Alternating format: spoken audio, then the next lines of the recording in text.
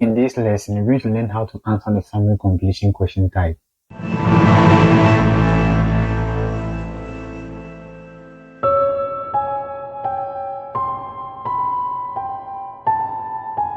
Should you go through this lesson to the very end, there are two exceptional things you will learn. Before we're going to look at how to answer the summary completion question type, I would want to talk to you a bit more about it. This is a summary completion question type. A section of the passage has been summarized to look like this, and gaps have been left for you to provide answers. Now, this is an indication that you have to learn to understand how to answer this question type very well, otherwise you'll end up losing a lot of marks on that. One particularly good thing about this question type is that the answers come in order. I'll demonstrate that for you to see as the lesson suggests on. Again, with this question type, you don't have to read the whole passage to find your answers in most instances. So, the question I want to ask is that, how then do you find your answers to this question type? Let's look at it.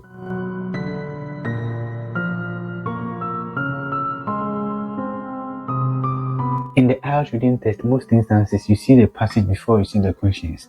In this case, take advantage to read the title of the passage if it has score 1. So, why do you have to focus on the title of the passage first? It's because it gives you a fair idea of what this passage will be talking about. So, in this instance, the title of the passage is Stadiums, Past, Present, and then the Future. This is telling you that this passage will be talking about stadiums and your mind will be prepared for that. After noting the title of the passage, it is crucial that you come to the questions. Now you are here. This is the summary completion question type. You have to fill these gaps with the right answers from the passage. It is always good to identify that this is a summary completion question type. Once you know that, then you are good to go. You know what to do. Now you know this is a summary completion question type. What is next? Let's look at it. So at this point, you have to take notice of the instructions. And here, what I would say is that if you want to get all the answers wrong in the summary completion, my candid advice is to not read this instruction. Don't mind me. Just try as much as possible to take notice of this instruction. It's very important. It's very important in the sense that this instruction tells you the number of words to write as an answer. So here it says that choose one word only from the passage for each answer. So what this means is that when you come in here, you are looking out for a one word for question 18, a one word for question 19, a one word for question 22 to 22.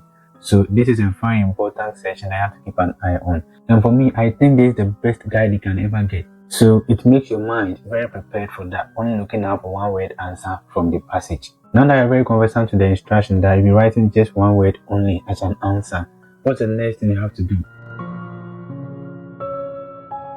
You've got to locate keywords in the question. Now this is the question, this is the passage. We're going to locate some reliable keywords in here.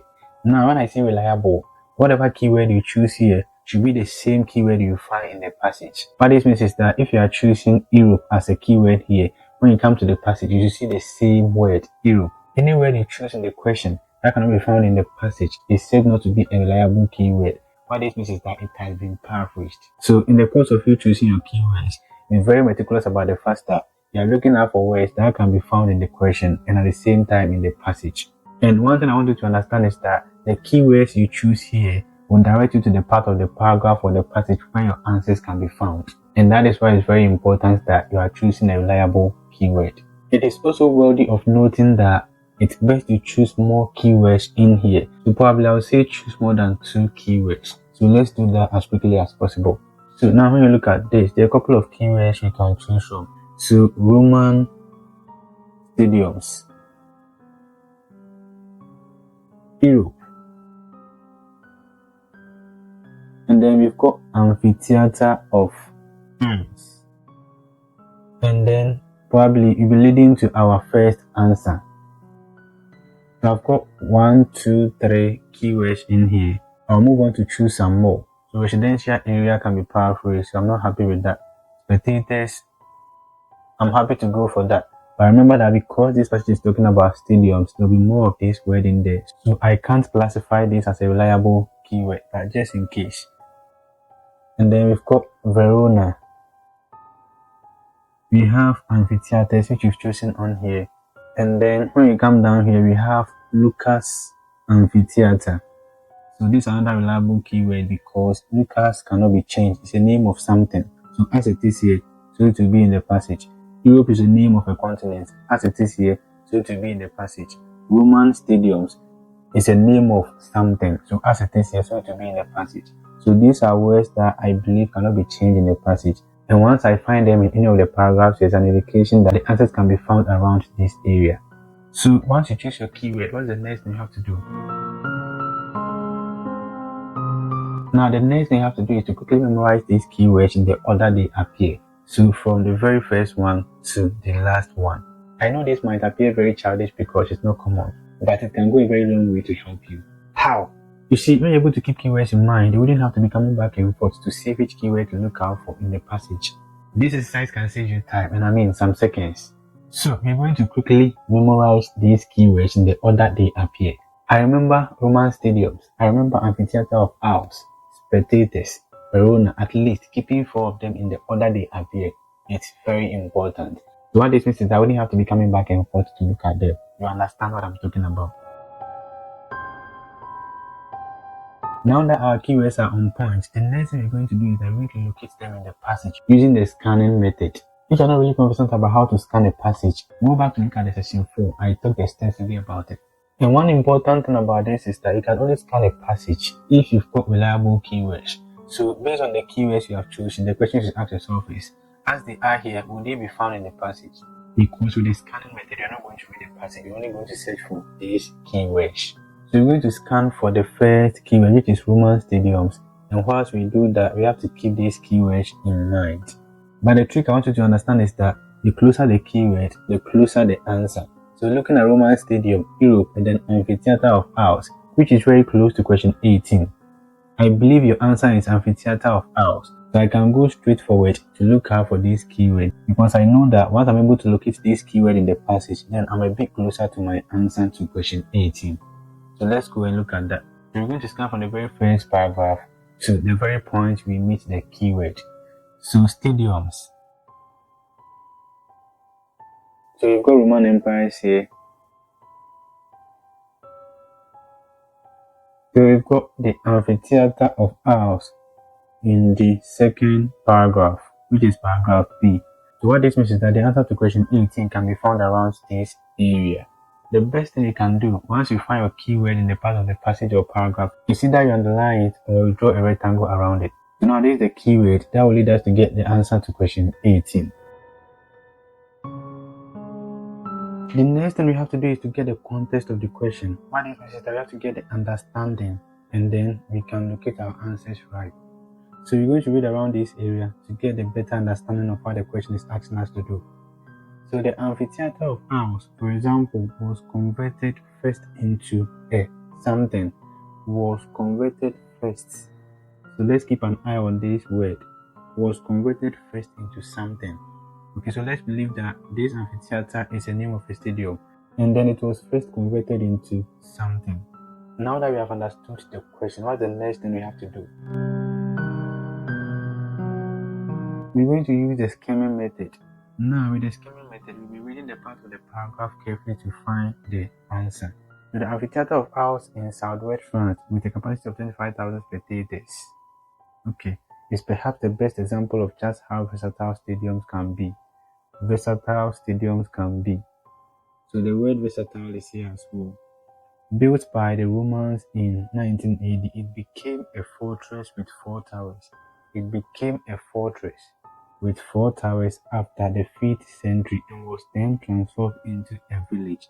So what this means is that right from the stadium, it was converted into fortress, then later converted into a village. So which of these came first? It's a fortress. So when you look at this, it says was converted first into. So now the question is from the stadium, what was it first converted to? A fortress. Now the answer is fortress because you are writing one word only. Once you find your answer, the next thing you have to do is to track your answer in the passage. How do you do it? So you just draw a rectangle around it and then you draw a line towards the margin to say this is the answer to question 18. So we're going to write the answer on the answer booklet. Remember, you're writing a one word only. I always advise that you write your answers in capital letters and always make sure that your spelling is on point. Once you find your answer to the first question, repeat the same trend for the next question, then the next question, and that, and that. But this time, no need to be looking at the title anymore because you already have it in mind. So moving on to question 19, we're going to locate the keyword that will help us to find the answer to that. So what this means is that we are looking out for spectators in the passage, and if you come across it, it's an indication that the answer to question 19 can be found around that area. And then if you come across Verona, it's an indication that we have surpassed the answer to question 19. So let's go to look at spectators in the passage as we keep an eye on Verona. You're going to start scanning from the very point we found the answer to question 18. So let's move on. We are looking out for the word spectator as well as Verona. Okay, so this is Verona. You have never come across spectators. What this means is that this word here is not a reliable keyword. It might have been paraphrased or replaced with a different word. So once you have come across Verona, it means that you have surpassed the answer to question 19. And what this means is that the answer to question 19 can be found around this area. So you're going to get the context of the question, and then you come back to use the scheming method. Alright, so it says on here that then into a residential area and finally into an arena where spectators could watch something. So what's that then? That's what you're going to look out for in the passage. So you're going to start reading from where you found the answer to question 18. With 4 towers after the 5th century and was then transformed into a village containing more than 200 houses. With a growing interest in conservation during the 19th century, it was converted back into an arena for the staging of bullfights. So this section of the question which says that spectators could watch something has been paraphrased to look like the staging of bullfights. Therefore, the answer is bullfight. So we are going to track and then you write the answer on the answer booklet. Make sure that your spelling is on point. It's one word only. So bullfight. The next we're going to do is that we're going to locate the next keyword that will lead us to finding the answer to question 20. Now we can see that the nearest keyword is Verona, which has already been identified in here. So we're just going to understand the context of the question, then we come back to read using the scheming method. Alright, so it says here that meanwhile, the arena in Verona, one of the oldest Roman amphitheaters, is famous today as a venue where something is performed.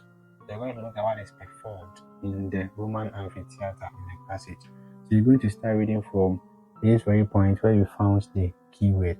Another example is the imposing arena of Verona in northern Italy with space for 30,000 spectators. Okay, which was built 60 years before the Isles of Amphitheater and 40 years before Rome's famous Colosseum. It has endured the centuries and is currently considered one of the world's prime sites for opera, thanks to its outstanding acoustics. So it says here that one of the oldest Roman amphitheaters is famous today as a venue where, so venue here has been paraphrased to look like site where something is performed. So when you come on here, it says that considered one of the world's prime sites for opera. So the answer here is opera. So you can see how the words have been paraphrased. So what we're going to do is that we're going to track. So we draw a line towards the margin and then you say this is question 20. The next thing is to write your answer on the answer booklet. So you're going to move on to looking out for the answer to question 21. But before that, I made mention that the answers to the summary completion come in order. Let me explain. Now you can see that this is the answer to question 18, fortress. Then just look at how you found the answer to question 19, bullfight, and that of 20. You can see that they are coming in order. What this means is that the answer to question 19 is coming under where you found the answer to question 18. And the answer to question 20 is coming under where you found the answer to question 19. It's not that question 20 is found up there or question 19 is found up there. They come in that order. What this means is that to find the answer to question 21, it should be coming under where you find the answer to question 20. This is the essence of the summary completion, coming in order. There's no way the answer should be mixed up. So just take notice of that. Now, the next keyword we are going to look at here is Lucas Amphitheater. Once we find that in the passage, it will direct us to getting the answer to question 21. So what we are going to do here is that we're going to scan and then locate this keyword in the passage. So let's start from where we found the answer to question 20. So Luca is here. So this is an indication that we are getting closer to the answer to question 21. We are going to get the understanding of this question that may lead us to getting this answer. We see say that The site of Lucas Amphitheatre has also been used for many purposes over the centuries, including the storage of something, keeping something. Okay, so we're going to look at what this amphitheater has been storing over the years. Alright, so we start reading from here using the skimming method. The area in the center of the Italian town of Lucca, known as the Pizzolo da, is yet another impressive example of amphitheater becoming absorbed into the fabric of the city. The site evolved in a similar way to ours and was progressively filled with buildings from the Middle Ages until the 19th century. Previously used as houses, a salt depot, and a prison. And it says on here that including the storage of something. Okay, so when we say storage, I know the other word for depot is storage facility. Okay, so storage facility. So I'm thinking that salt is the answer because of this word. What you're going to do is that you're going to track and then say this is question 21.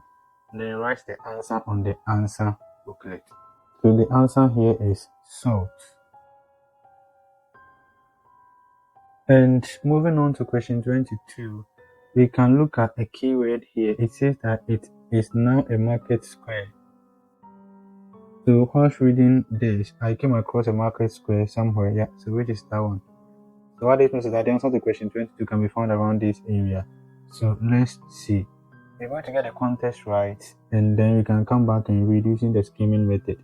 It is now a market square with something and homes incorporated in the remains of the Roman amphitheater. With something, so something and then homes. So let's read around this area and then let's see. But rather than reverting to an arena, it became a market square designed by Romanticist architect Lorenzo. Today, the ruins of the amphitheater remain embedded. So the paraphrase version of embedded here is incorporated in the various shops, okay, and residences surrounding the public square. So residences, the paraphrase version of residences in the question here is homes. So residences incorporated into the remains. So the next word you are looking at here is shops. So I think the answer to 22 is shops. And because it's a one word only, that's the only one we're going to write. So we just track and say this is the answer to question 22. And then write the answer on the answer booklet. Shops. So this is how to answer the summary completion question type following the 10-step approach. Once you keep on doing it, it becomes a bit easier for you and we didn't have to be embarrassing in which step to take next. I hope this lesson has been insightful.